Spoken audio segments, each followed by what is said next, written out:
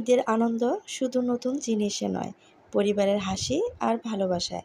তবুও অনেকে জানতে চেয়েছেন কোন জিনিস কত দিয়ে কিনেছি, কোথা থেকে কিনেছি। তাই আজ দেখাবো আমাদের ঈদ শপিং এবং প্রতিটি জিনিসের দাম। হ্যালো এভরিওয়ান, আসসালামু আলাইকুম। ওয়েলকাম টু স্মল ফ্যামিলি বাই আমার থেকে আরও একটি নতুন ভিডিও দেখার জন্য সবাইকে আমন্ত্রণ জানাচ্ছি।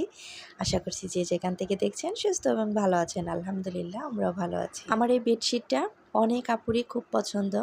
বেডশিটটা কিন্তু অনেক দিন হয়ে গিয়েছে, 5-6 বছর, তারপরে এখনও নতুনের মতোই। গত ভিডিওতে অল্প বাজেটে পুরো ঈদের শপিং দেখিয়েছিলাম।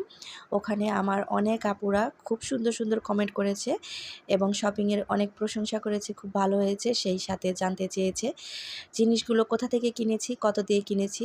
তো সেই সব আপুদের প্রশ্নের উত্তর নিয়েই আজকে আমার ভিডিওটি তৈরি করেছি। আশা করছি সবার কাছে ভালো লাগবে। আর সেই ভালো লাগা থেকে আমার ছোট্ট একটা রিকোয়েস্ট, ভিডিওটি যারা দেখা শুরু করেছেন তারা প্লিজ ছোট্ট একটি লাইক দিয়ে আমার ভিডিওটি কন্টিনিউ করবেন। আপনাদের ছোট্ট একটি লাইক পারে আমাকে আপনাদের মতো আরও কয়েকজনের কাছে পৌঁছাতে। আর আজকে যারা আমার চ্যানেল নতুন ভিজিট করছেন, আমার ভিডিওর কোথাও কোনো অংশ যদি ভালো লেগে যায় তো প্লিজ আমার চ্যানেলটি সাবস্ক্রাইব করে আমার পাশেই থেকে যাবেন। ইতিমধ্যে যারা কাজগুলো করে ফেলেছেন তাদেরকে জানাই অসংখ্য ধন্যবাদ। একই শপিং নিয়ে 2টা ব্লগ।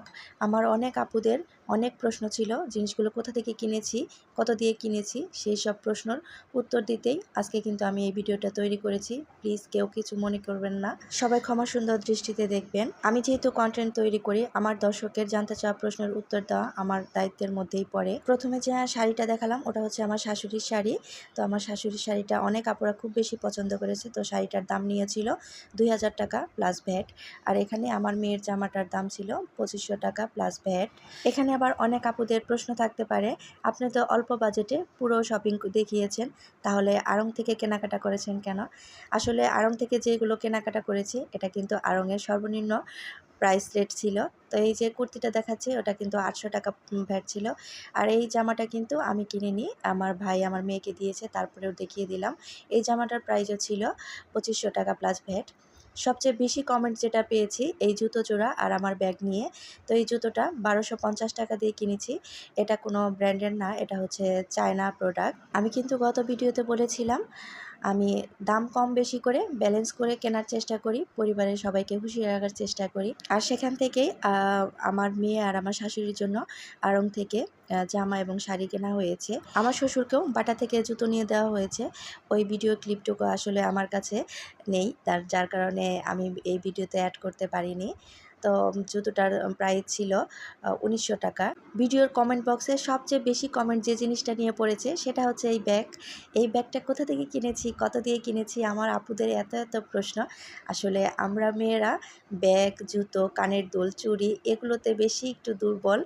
তো এই ব্যাগটা আমি ফরচুন শপিং মল, যেটা হচ্ছে মৌচাকের অপোজিটে, ব্যাগটার প্রাইস ছিল 1450 টাকা। এটা কেনার পরে আপনাদের ভাইয়াকে বলছিলাম ব্যাগটা কিনে মনে হয় ঠকে গেছি। তো আপনাদের ভাইয়া বলছিল খুব বেশি ঠকনি, ঈদের সময় 100-150 টাকা একটু বেশি নিবেই, কিছু করার নেই।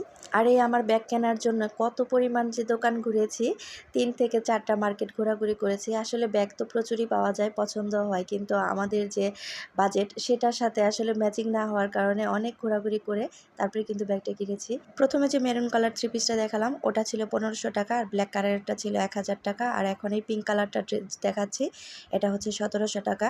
তো সবগুলো 3 পিসই কিন্তু স্টিচ করা ছিল। আর এই 3 পিসগুলো আমি স্ট্যান্ড প্লাজা থেকে নিয়েছি।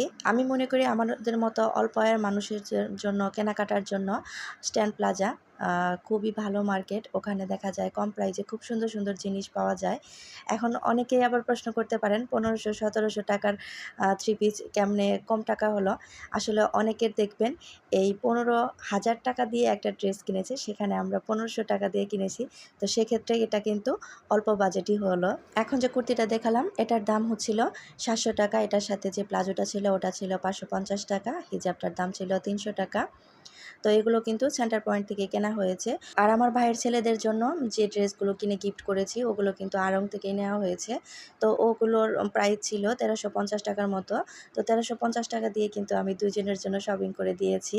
সব মিলিয়ে অল্প বাজেটে পুরো ঈদের শপিংয়ের জন্য আমার লেগেছিল 15,000 টাকা। তো 15,000 টাকায় আমি বাজেট করে নিয়েছিলাম। এখন অনেকেই বলতে পারেন 15,000 টাকার শপিং করেছেন তারপরেও বলছেন অল্প বাজেট তো আসলে 15,000 টাকা বর্তমানে কিন্তু তেমন কিছু না। 15,000 টাকা দিয়ে দেখবেন অনেকেই একজোড়া জুতো কিনেছে, আবার অনেকের একটা ড্রেস কিনতেই 25,000 টাকা লেগে গিয়েছে। তো সেখানে আমি 15,000 টাকা বাজেট করে আমার পুরো পরিবারের জন্য ঈদের শপিং করেছি। সেক্ষেত্রে আমি কিন্তু বলতেই পারি অল্প বাজেটে আমার পুরো ঈদের শপিং হয়ে গিয়েছে আলহামদুলিল্লাহ। আশা করি আমার সকল আপুরা তাদের সকল প্রশ্নের উত্তর পেয়ে গিয়েছেন। আর ভিডিও সম্পর্কে আরও যদি কোনো প্রশ্ন থেকে থাকে অবশ্যই কমেন্ট বক্সে আপনার মূল্যবান মতামতটি রেখে যেতে ভুলবেন না। আর এমন আরও ভিডিও পেতে চাইলে অবশ্যই আমার চ্যানেলটি সাবস্ক্রাইব করে আমার পাশেই থেকে যাবেন। আশা করি যারা অল্প বাজেটে কেনাকাটা করতে চাচ্ছেন বা কিনবেন তাদের জন্য আজকের আমার ভিডিওটি একটু হলেও উপকারে আসবে।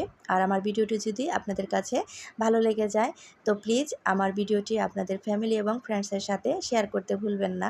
এখানে কিন্তু কথা বলতে বলতে গরুর মাংস রান্না করে নিচ্ছিলাম।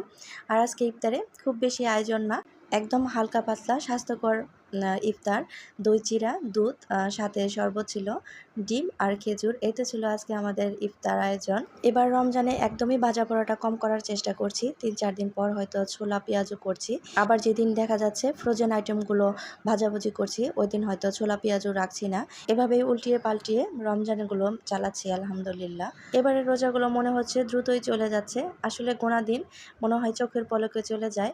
রমজান শেষ হতে না হতেই আবার দেখা যাবে কোরবানির ঈদ চলে এসেছে। তো এভাবেই আমাদের দিনগুলো কিন্তু কেটে যাচ্ছে।